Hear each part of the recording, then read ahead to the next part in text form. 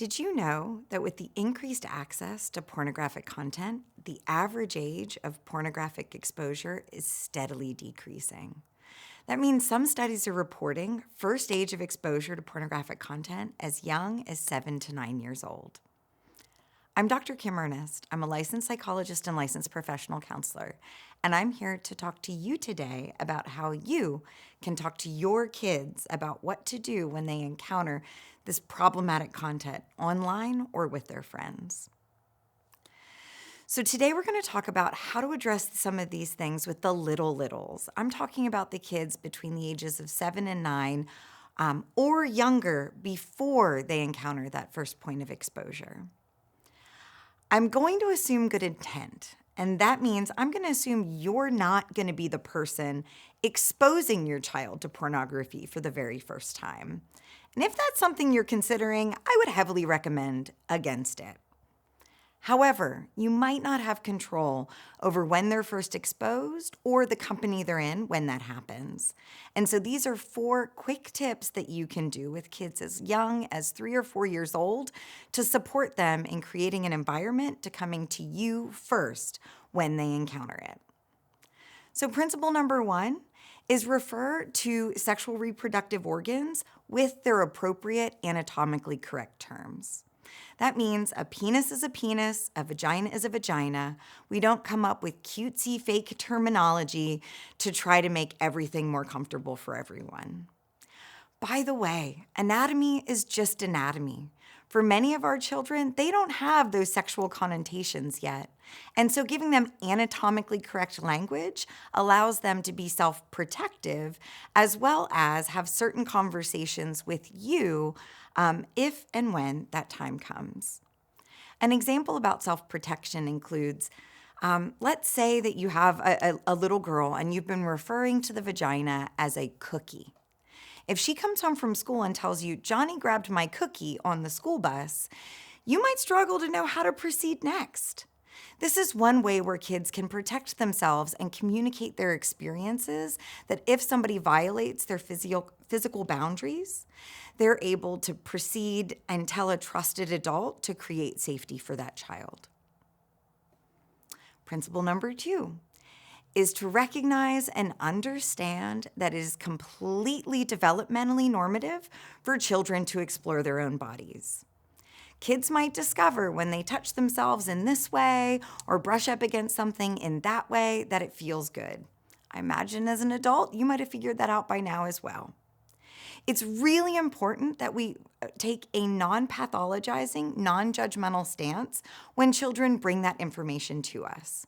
And 2 big mistakes that I noticed in parents is, number 1, they might tell their kids, "No, don't do that," instead of leaning into the idea that it's okay to do that in a certain context. Context is really important. So perhaps we want to lean more into, "Hey, please don't do that on the school bus." Or perhaps we don't do that at Dairy Queen. But it's important to also tell children that it's okay to explore their own bodies in a safe, secure, and private environment. So if they're alone in their bedroom or their shower and they're exploring their bodies in that way, we want to create an environment where they don't feel judged, demeaned, or otherwise shut down in the purpose of exploring their own anatomy. Another mistake I often see with parents in this particular zone is they tell their children not to talk about it. But again, context is so important here. You don't want your child to not talk about their sexual experiences. You want to create an environment, whether your child is 6 or 16, if they encounter something associated with their sexuality, that they're comfortable coming to you as the parent as their secure base. So again, context is really important here. You can talk to your child like, "Hey, we probably shouldn't talk about that at school with peers on the playground, or maybe not even at the dinner table, but perhaps one-on-one when it's just us together. If you have questions, I'm here to answer that for you."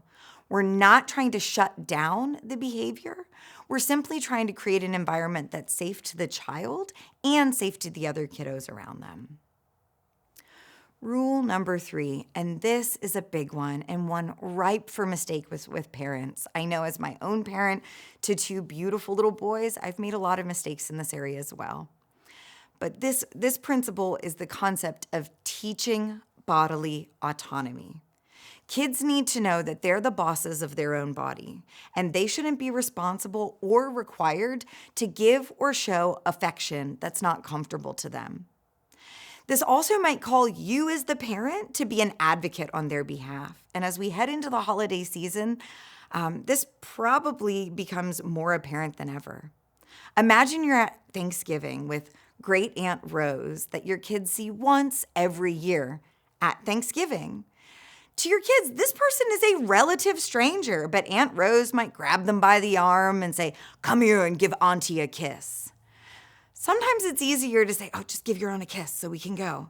And that's not really teaching them that they're the boss of their own body and they get to decide who they give affection to and what that affection looks like. It's also important to recognize that our children understand and support them in understanding where their autonomy begins and others' autonomy begins.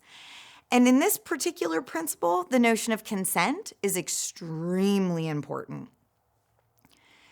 Kids, if they want to hug a friend or family member, if they want to hang on a buddy, it's really important for them to zoom out and look at that buddy's face, their nonverbals, and whether or not they're saying, "Hey, I don't want to be touched right now." And they get to be the dictators of their own destiny while also needing to be responsible for obtaining consent before they invade somebody else's physical bubble. Last but not least, the final rule or the final principle that can really support you in opening up the conversation for that fateful day when Johnny has the wrong series of clicks that lands him on that website that you really wish he hadn't have found, is lock down your internet. Make sure that you have appropriate safety controls on your internet now. Perhaps it's time to invest in some tattle software, but always remember that there is no substitute for manual checks of your child and adolescent's devices. A lot of those softwares are great. It does a good job of screening out certain content or alerting you if content is accessed. But they are imperfect, like most robots are. Have you ever watched a Roomba try to vacuum a house? It's messy and often imperfect. So make sure you're also doing those manual spot checks on all your kiddos' devices so that should they have found themselves in a place that you would prefer them not to be, you're able to open up those conversations in a warm, safe, secure discussion. At the end of the day, these conversations are not comfortable for anyone, but there's a few things that we can do with our kids when they're little to set them up for success when we have to have that conversation. Last but not least, and this isn't in those things you can do for your child, but something that you can do for yourself. Take a deep breath. Use whatever coping skills you need to use to approach this conversation from a regulated space. Nothing can be more dysregulating than going in and realizing that our child is doing something on the internet that we really aren't proud of. However, it's not going to be helpful or useful to the discussion if you go in there guns blazing, yelling at them about, "Can I not believe that you did X, Y, or Z?" It's important to take a moment, pull yourself together, and create safety in having these difficult conversations. And that's how we can cultivate a healthy relationship with sexuality for these children moving forward. Thank you.